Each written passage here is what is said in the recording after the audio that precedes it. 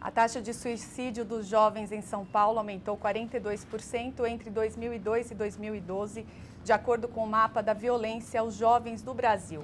O número de suicídios de mulheres de 15 a 34 anos na capital, que representava 20% do total nessa faixa em 2010, pulou para 25% 4 anos depois. Para falar do assunto conosco no estúdio, Carlos Correia, voluntário do Centro de Valorização da Vida, o CVV, há 20 anos, né, Carlos? Isso. Tudo bem? Boa tarde para você.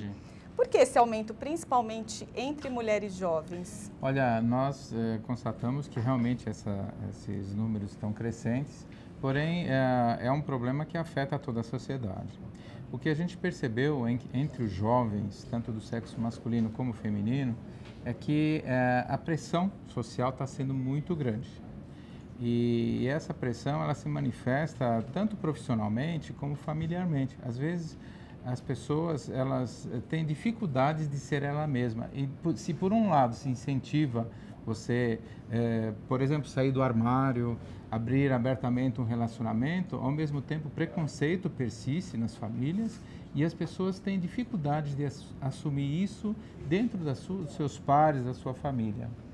Isso tem prejudicado, digamos, no sentido de as pessoas fugirem, né? Aí parte para o álcool, parte para drogas e o desespero de pôr fim a esse sofrimento é que leva muitas pessoas ao caminho do suicídio. Porém, o bom é que é prevenível e é por isso que nós lutamos por essa causa da prevenção. E falar sobre esse assunto ainda é um tabu? É difícil falar sobre isso? É difícil, é difícil.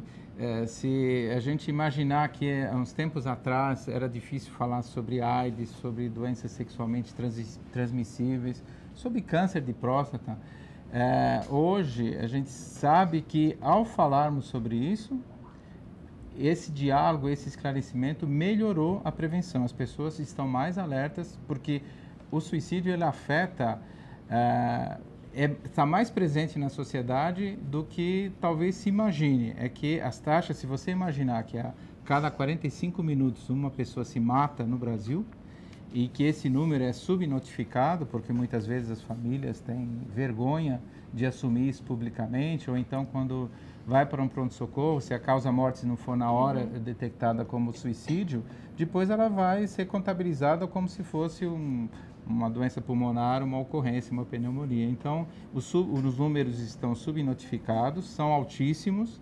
É comum a gente conversar com pessoas e numa roda um monte de gente conhece alguém que passou, que tem algum familiar, mas é um assunto que é varrido para debaixo do tapete.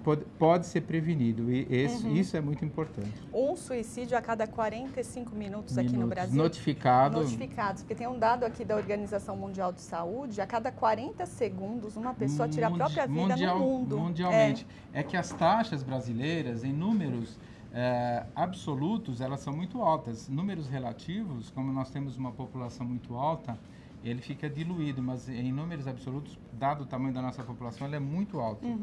E nós somos o 8º país em número de suicídios, então, assim, é muito alto e esse número está subnotificado mesmo, 45, pelo né, a gente vê os organismos falando que está subnotificado. Isso, enfim, sendo prevenível, nós abrimos esse caminho, gostaríamos de falar sobre o assunto, trouxe até um exemplo da Prefeitura de Vitória, no Espírito Santo, que criou uma lei que abraçou a nossa ideia de instituir o Setembro Amarelo, que nós criamos o ano passado, e eles que fizeram uma lei municipal. Então, se tiver algum vereador, né, estamos na casa aqui, que tem interesse em abraçar e verificar se é factível fazer uma lei para a cidade de São Paulo, ajudaria muito na prevenção. Está falando de uma lei de... Uma lei municipal Vitória. Que instituiu de Vitória, da Prefeitura de Vitória, no Espírito Santo.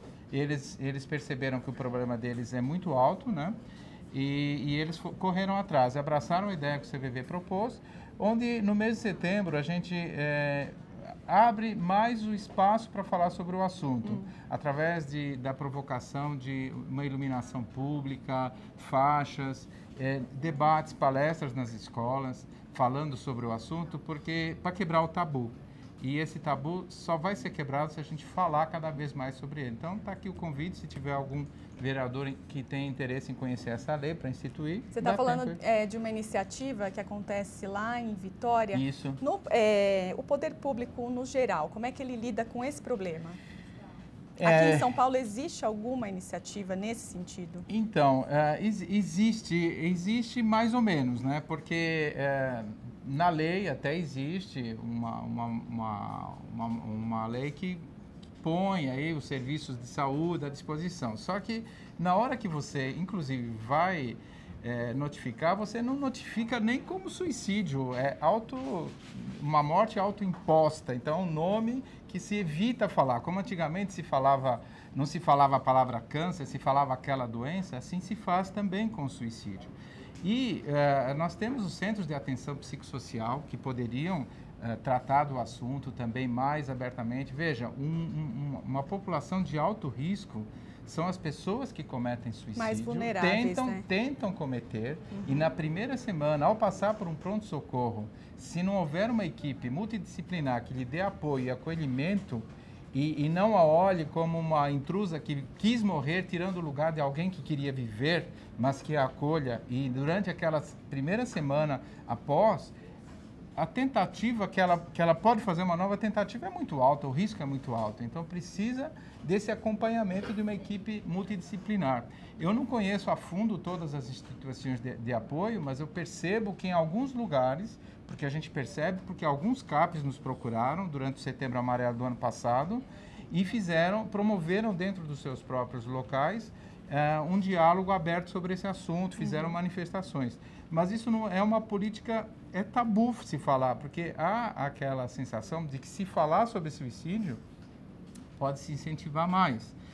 Depende da maneira como se fala. Então, se você Como é que o CVV trabalha nesse sentido, por exemplo? A Associação Brasileira de Psiquiatria, a Organização Mundial de Saúde, lançaram um manual para a imprensa de como abordar o suicídio de uma maneira que não venha a provocar outros. Então, por exemplo, em vez de eu ficar abordando a situação, detalhando como foi que a pessoa fez, um lugar que ela foi, que comprou isso, fez aquilo, se eu falar mais sobre o porquê levou e a gente refletir mais sobre as consequências que isso traz para a própria família, o sofrimento que se causa, isso pode dar um alento para que as famílias fiquem mais atentas, para olhar ou para você olhar, cada um de nós olhar para dentro de si, ou para olhar para as pessoas que estão à sua volta, para saber se não tem alguns sintomas. Nessa cartilha que o CVV tem e publicou, e está no nosso site, pode ser baixada e reproduzida,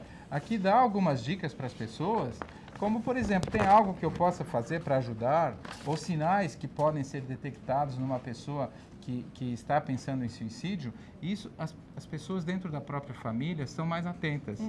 Com o seu filho, se ele deixou de fazer certas coisas, começou a se fechar, isolar, não está abrindo o seu sofrimento, se está havendo um acolhimento e um respeito dentro de casa para que você fale abertamente sobre os problemas que você está vivendo, sobre, de repente, se há uma dificuldade para assumir a sexualidade, se existe essa abertura dentro de casa.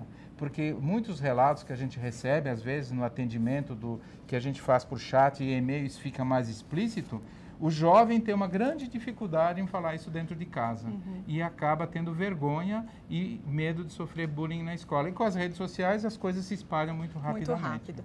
Carlos, qual que é o site do CVV? É cvv.org.br, lá você pode achar um canal de comunicação com a gente através do chat, do Skype. Ou pelo telefone 141. Ou pelo telefone 141. E pode ser pessoalmente nos postos da cidade. Tem vários na Grande São Paulo e temos 72 postos espalhados por todo o Brasil. E online é 24 horas pela internet. Né?